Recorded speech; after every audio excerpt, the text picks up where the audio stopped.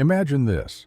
You're sitting across from someone and every word they speak grates against your nerves like sandpaper on skin. Their smug smile, their tone, the way they breathe. It's unbearable. But why? What exactly have they done to deserve such a visceral reaction from you? Now ask yourself the question you've been trained to avoid. What if it's not about them at all? Carl Jung believed that the people who irritate you most aren't enemies. They're mirrors. They reflect the very traits you've banished from your conscious self. Maybe it's their arrogance, or is it your own pride you've never dared to claim? Maybe it's their neediness, mirroring your own vulnerability that you've buried so deeply it now disgusts you in others. Irritation is not a flaw in your perception. It's a flare in the psyche, signaling something disowned. And if you dare to trace that signal inward, you may uncover not a judgment of them, but a forgotten truth about yourself. There's a part of you that you never show the world, a side you keep locked away, even from yourself. Jung called it the shadow, the hidden cellar of your psyche, where you stuff every trait you've been taught to hate or fear. Think about that person who annoys you effortlessly. Is it really their behavior? Or are they dragging your shadow into the light? Maybe you despise their selfishness because deep down you were conditioned to deny your own desires. Maybe their loud confidence infuriates you because you've silenced your own voice for years. The irony is brutal. The more you reject these parts within yourself, the louder they scream when you see them in someone else. Your irritation isn't random. It's a spotlight on the pieces of you you've exiled. The shadow isn't just darkness. It's everything you refuse to accept about who you truly are. And the more you deny it, the more it controls you from the dark. Now imagine carrying a film projector everywhere you go, except instead of images, it casts your disowned traits onto everyone around you. You don't see people as they are. You see them as distorted versions of your own rejected self. That's projection. You meet someone and instantly feel repulsed, not because they're objectively unbearable, but because they unknowingly walked into the role you've unconsciously assigned them. Their arrogance? Maybe it's your unclaimed power, their weakness. Perhaps it's your own helplessness you've buried under competence. Jung said, "Everything that irritates us about others can lead us to an understanding of ourselves." Projection is how the psyche cries out, "Look at this, this is you." But instead of looking inward, we attack the image we see in the other.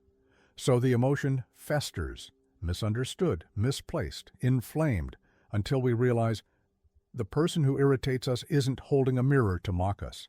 They're holding it because we dropped it long ago. But projection alone isn't always enough to ignite deep irritation. For that, there must be a hook, something in the other person that latches onto a wound you've never healed.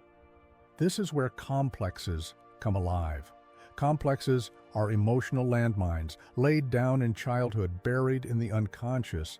They're made of memories, shame, unmet needs, charged fragments of your personal history. And when someone unknowingly steps on one, your reaction isn't rational, it's volcanic. A simple comment feels like a personal attack. A harmless look turns into rejection. Your heart pounds, your chest tightens, and you don't know why, but your shadow does. That person who irritates you didn't create the feeling, they activated it.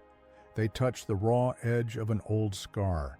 Jung warned that until we make the unconscious conscious, it will rule our lives and we'll call it fate. But it's not fate, it's a pattern. And the person irritating you might just be repeating a role written by your past. Now imagine being fluent in a language of logic and suddenly trapped in a room full of emotional poets. Every word they speak feels exaggerated, irrational, exhausting. But to them, you're the cold one, detached, unfeeling. This is the battlefield of psychological types. Jung's typology revealed that we all have dominant ways of interpreting the world, thinking, feeling, sensing, or intuiting. And the traits we suppress, the ones furthest from our type, become blind spots. When we meet someone who lives in that rejected mode, irritation sparks. The logical thinker is rattled by the emotional reactor. The feeler is unsettled by the cold analyst, not because one is right and the other wrong, but because each exposes a part of the self the other has never learned to navigate. You're not just irritated by their difference, you're confronted by your own underdeveloped potential, and that confrontation feels threatening. Because deep down, it whispers, "You're not as whole as you think." But what if the irritation you feel isn't just personal? What if it pulses through generations, echoing with the weight of a culture's unspoken shame? Jung didn't stop at the individual. He spoke of the collective shadow too, the parts of society we disown as a whole. The emotions, values, and truths that cultures label dangerous, sinful, or weak, and then bury beneath tradition, ideology, or belief. Look closely at today's political polarization. Each side sees the other as ignorant, corrupt, dangerous, but dig deeper, and you'll find projection on a mass scale, each camp projecting its own repressed fears and desires onto the enemy. We aren't just irritated by individuals. We're enraged by symbols, people who unconsciously represent everything we're taught to despise in ourselves. Your irritation may not be yours alone. It may be inherited, infected by culture, passed down like a virus. But until you examine it, it controls you as if it were your own. So what now? Do we stay trapped, flinching at every trigger, lashing out at reflections we refuse to recognize? Or do we walk the harder path into ourselves? Jung called this journey individuation, the process of becoming whole by integrating every disowned fragment of the psyche. The shadow, the complexes, the projections, not to destroy them, but to reclaim them. When someone irritates you, that's your cue, not to react, but to reflect, to ask, what part of me is being summoned? What have I exiled that now knocks at the door through this person's presence? Integration isn't about approval, it's about ownership. It's the quiet act of saying, yes, this too is me. And in doing so, you rob the irritation of its power. You no longer flinch, you recognize, you no longer hate, you understand. And in that understanding, you step closer to the center of who you truly are, whole, conscious, awake. But how do you actually do it, this shadow work? How do you turn irritation into insight and reflection into transformation? Start with radical honesty. When someone triggers you, don't rush to blame. Instead, write it down. Describe their behavior. Then ask, where in my life have I been like this? Where have I suppressed this trait? Journaling is a mirror with ink. Let it show you what your ego won't. Next, try the empty chair technique. Sit across from an imaginary version of the person who irritates you. Say everything you wish you could say. Then switch chairs. Become them. Respond as they would.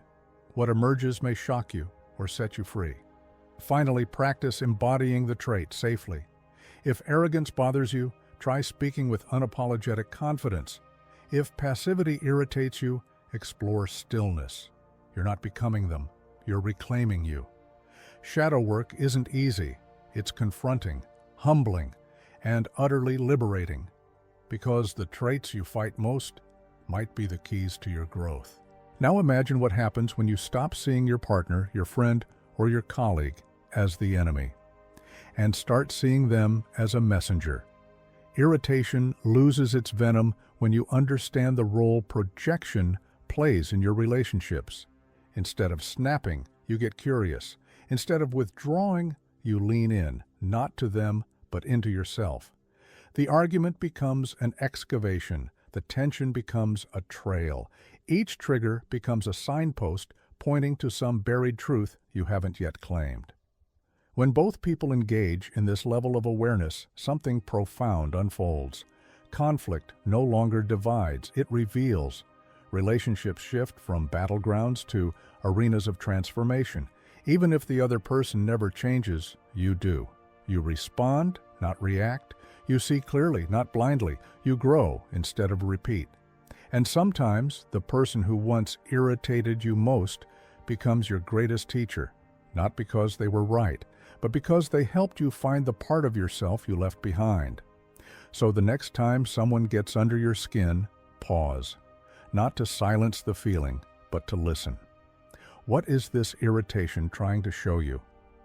What part of yourself have you disowned so thoroughly that it now feels foreign, offensive, when reflected back at you? Jung never promised that the path to wholeness would be comfortable, but he did promise it would be real, and reality, no matter how painful, is the only place transformation can begin. Irritation is not your enemy. It is a signal, a flare from the unconscious, a crack in the mask you've worn too long. Every annoyance holds a question. What am I refusing to see? You can numb it, dismiss it, blame it on others, or you can use it.